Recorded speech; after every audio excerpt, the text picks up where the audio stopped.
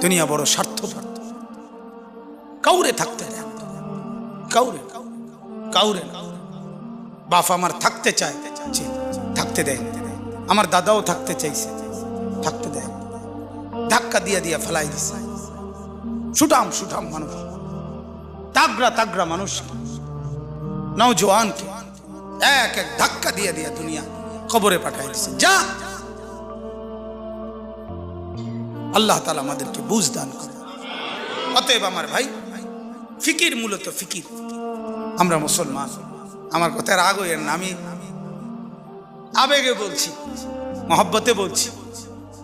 যারা দাড়ি clean shave করেন, দাড়ি কাটেন, তাদের কাছে আমার অনুরোধ, আপনি আরেকবার ভাবেন কেন কাটতেছেন। আপনি যদি বলেন হুজুর এটা ছাড়া আর ওয়াজ নাই, না আছে, এইটাও একটা ওয়াজ।